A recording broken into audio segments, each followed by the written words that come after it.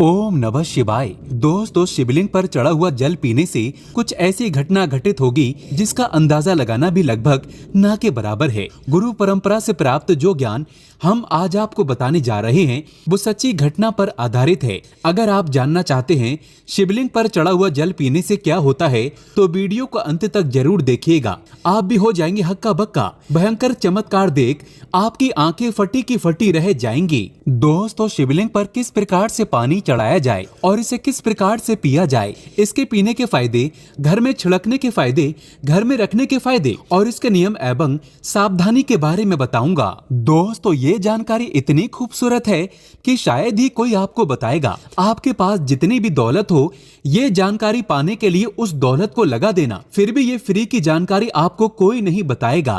तो दोस्तों, विद्वेश्वर संहिता के 12वें अध्याय के 18वें श्लोक में बताया है कि जो जल शिवलिंग पर चढ़ाया जाता है उसे 3 बार थोड़ा थोड़ा कर पीना चाहिए और उसमें स्पष्ट लिखा है कि इससे शरीर की कायिक, वाचिक एवं मानसिक ये तीनों प्रकार के रोगों से मुक्ति मिलती है। दोस्तों, आज मैं आप लोगों को शिवलिंग पर चढ़े हुए जल की संपूर्ण जानकारी बताऊंगा। आपने अक्सर देखा होगा यूट्यूब पर आचार्य प्रदीप मिश्रा जी भी कहते हैं कि 1 लोटा जल हर समस्या का हल, यानी 1 लोटा जल और संपूर्ण फल। ऐसी कोई समस्या नहीं जो शिवलिंग पर चढ़ा जल न कर सके। शिवलिंग पर चढ़ा जल स्वयं काल को भी रोक सकता है। शिवलिंग पर चढ़ा जल किसी का जीवन आश्चर्यजनक रूप से बदल सकता है और किसी के विनाश को भी रोक सकता है। दोस्तों, विज्ञान में भी जल तत्व को उत्तम तत्व कहा जाता है। इसलिए कई लोग कहते हैं ना कि जल है तो कल है, जल है तो जीवन का आधार है। इसलिए कई लोगों के मुख से ये कहते हुए जरूर सुना होगा कि पानी बहाओ नहीं,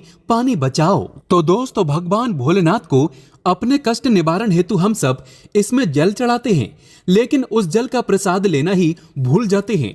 हम सब भोले बाबा को खूब जल चढ़ाते हैं, बहुत मनोरथ बोलते हुए, बहुत कामना बोलते हुए, भगवान हमारी इस कामना को पूर्ण करिए, ये सब बोलते हुए खूब जल चढ़ाते हैं। लेकिन जल चढ़ाने भर से हमारी समस्या का निवारण नहीं होता है। दोस्तों, हम उसका प्रसाद लेना ही भूल जाते हैं। भगवान भोलेनाथ को जल चढ़ाने के बाद उस जल रूपी प्रसाद को लेना ही भूल जाते हैं। तो शिवलिंग पर चढ़ा जल साक्षात भोलेनाथ जी का प्रसाद माना जाता है और हम सब ये प्रसाद रूपी भोलेनाथ जी के आशीर्वाद को ही लेना भूल जाते हैं। तो आज की जो वीडियो है, शिवलिंग पर चढ़ा हुआ जल किस प्रकार से पिया जाए और जल पीने के फायदे, अगर हम पीते हैं तो हमारे जीवन में क्या चमत्कार घटित होने लगता है। जिस दिन हम शिवलिंग पर चढ़ा हुआ जल पीते हैं उस दिन से हमारे साथ में क्या क्या चमत्कार होता है, आइए इस वीडियो में जानते हैं। जानकारी बताने से पहले आपसे एक विनती है कि वीडियो को लाइक जरूर करिएगा। देखिए दोस्तों, वीडियो लाइक करने का ना ही पैसा लगता है ना ही दौलत लगती है, बस एक उंगली टच कर दीजिए और लाइक हो जाएगा। सच्चे दिल से कमेंट बॉक्स में लिखना ना भूले,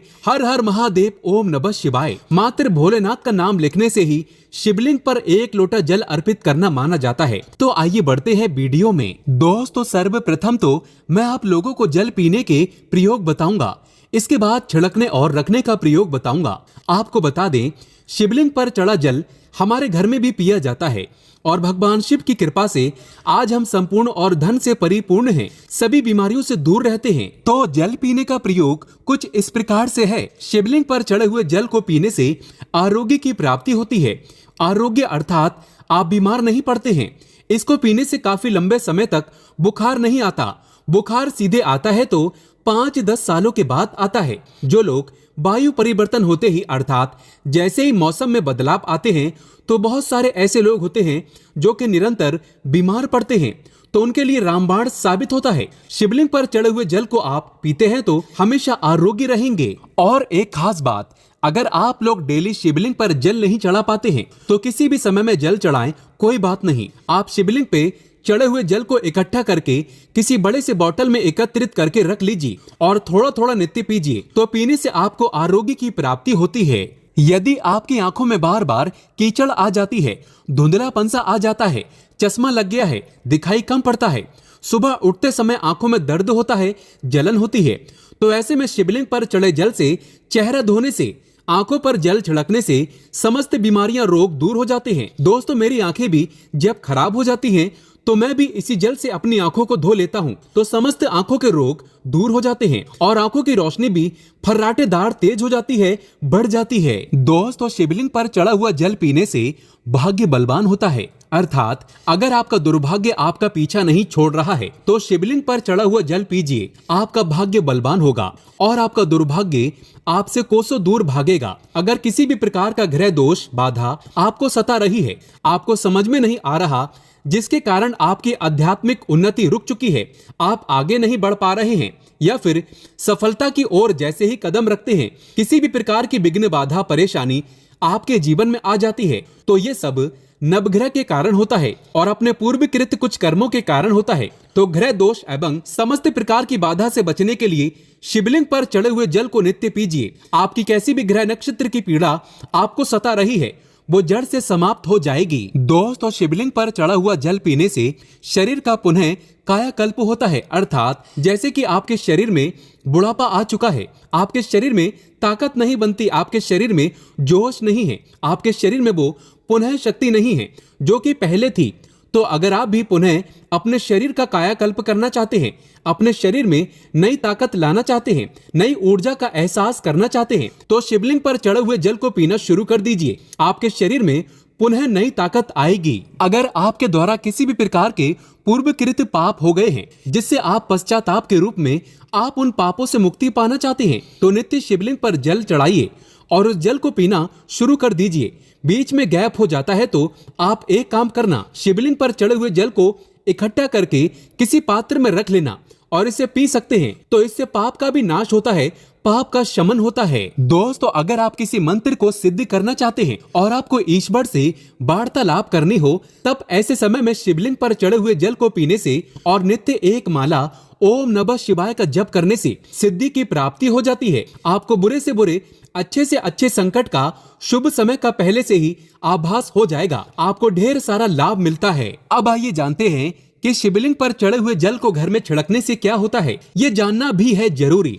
तो शिवलिंग पर चढ़े हुए जल को घर में छिड़कते हैं तो घर से गरीबी, दरिद्रता, दुख, दोष, शोक, इन सब का नाश होता है। लंबे समय से गरीबी से परेशान है, घर में दरिद्रता छोड़ ही नहीं रही है, घर में दुख है, घर में शोक है, इन सब का नाश शिवलिंग पर चढ़े हुए जल को घर में छिड़कने से हो जाता है। दोस्तों, अगर आप चाहते हैं कि आपके घर में स्थायी लक्ष्मी का वास हमेशा बना रहे, तो नित्य पूजा करने के बाद घर में शिवलिंग पर चढ़े हुए जल का पानी जरूर छिड़कें और इसी के साथ आपको धूप का धुआं जरूर दिखाना है, लोबान का धुआं दिखाना है। तो इससे आपके घर में स्थायी लक्ष्मी का वास हमेशा बना रहता है और अन्नपूर्णा का भंडार भरा रहता है। दोस्तों, शिवलिंग पर चढ़े हुए जल का पानी घर में छिड़कने से घर तीर्थ जैसा पवित्र हो जाता है। घर में रहने वाले सभी लोगों का जो आचार होता है, व्यवहार होता है, बहुत ही सुंदर होता है।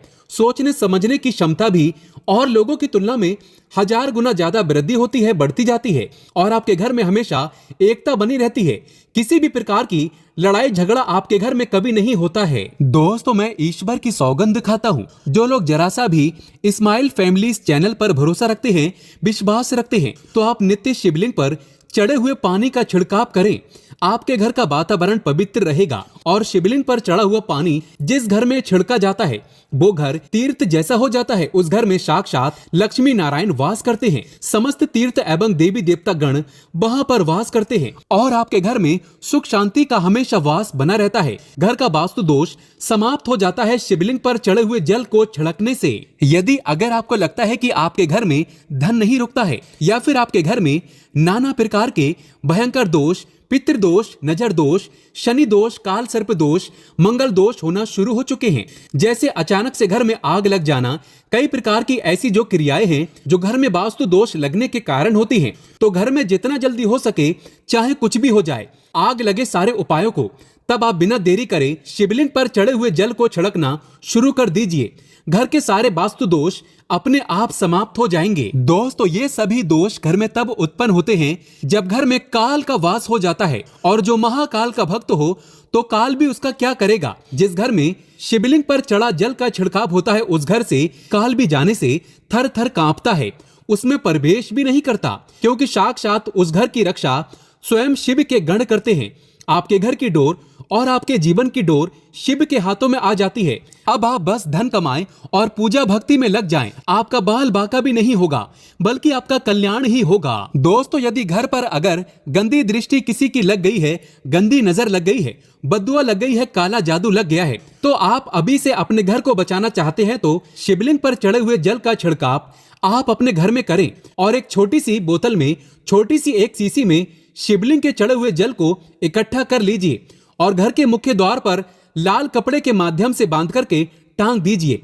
तो आपके घर में किसी भी व्यक्ति को किसी की हाय बद्दुआ एवं बुरी नजर नहीं लगेगी। अब आइए इस वीडियो में जानते हैं कि शिवलिंग पर चढ़े हुए जल को घर में रखने से क्या क्या फायदा मिलता है। तो आइए जानते हैं। देखिए, इसे उत्तर और पूर्व दिशा में रखने से या घर के द्वार पर रखने से सदा आपके घर में सुख शांति का वास बना रहता है। पूजा रूम में रखने से या एक बूंद रोज नित्य पीने से आपकी आध्यात्मिक उन्नति होगी। शिवलिंग पर चढ़ा पानी जमीन के अंदर, ध्यान से सुनिएगा, शिवलिंग पर चढ़ा पानी जमीन के अंदर चांदी के बेलपत्र के साथ दबा करके एक तांबे के लोटे में रखने से ऊपर से आप जो है सफेद कलर के कपड़े से इन चीजों को बांध दीजिए और इसे 1 फीट अर्थात 1 हाथ के आसपास नीचे दबा करके रखते हैं तो आपके घर में कभी अकाल मृत्यु नहीं होगी। यदि कोई रोगी है तो उसे शिवलिंग पर चढ़े हुए जल से नहाने से, उनका नहाने वाला जो पानी है उसमें 2 बूंद डाल करके स्नान कराने से उनको लाभ मिलेगा। कोढ़ भी धीरे धीरे खत्म हो जाएगा। अगर आपकी स्किन से खाल छूटती है तो वो भी ठीक हो जाएगी। उनके रोग जल्दी ठीक हो जाएंगे, वो स्वस्थ हो जाएंगे। आइए इस वीडियो में जानते हैं कि शिवलिंग पर चढ़ा हुआ पानी कैसे इकट्ठा करें। तो शिवलिंग पर पानी डालते समय जलहरी, जिसे हम शिवलिंग का निचला भाग बोलते हैं, जिसे हम योनि भाग भी बोल सकते हैं, तो इसके नीचे जहां पर शिवलिंग के ऊपर में आप जल चढ़ाते हैं उसका जो लास्ट छोर होता है, जिसे हम जलहरी बोलते हैं, तो उसके नीचे में एक पात्र रख दीजिए। तांबे का पात्र रखना है और उसमें आपको शिवलिंग पर चढ़े हुए जल को इकट्ठा करना है, एकत्रित करना है और इसे शिवलिंग पर माथा टेकने के बाद ही, भोलेनाथ का स्मरण करने के बाद ही प्रसाद समझ करके इकट्ठा करके रखना है। तो ये होता है जल इकट्ठा करने का नियम। अब आइए कुछ नियम के बारे में जानते हैं। तो इस पानी पर किसी की छाया मत पड़ने देना। इस पानी पर, शिवलिंग पर रखा जो पानी है, इस पर किसी की छाया मत पड़ने देना। इसे हमेशा पूजा कक्ष में ही रखना, नहीं तो इसकी दिव्यता समाप्त होना शुरू हो जाती है और अपवित्र अवस्था में, जैसे कि माता बहनों को मासिक धर्म होता है, तो अपवित्र अवस्था में महिलाएं इसे ना छुएं, बल्कि आप इसे किसी से मांग करके पी सकते हैं। दोस्तों, कुछ सावधानी भी है जरूरी। यदि आप मांस मछली खाते हैं तो इसे आपको नहीं पीना है। नहा धोकर आप कल के समय कुल्ला आदि करके भगवान शिव से क्षमा मांगने के बाद आप इसे पी सकते हैं। अगर आपको जानकारी अच्छी लगी तो कमेंट बॉक्स में लिखें हर हर महादेव, ओम नमः शिवाय, एक लाइक तो बनता है।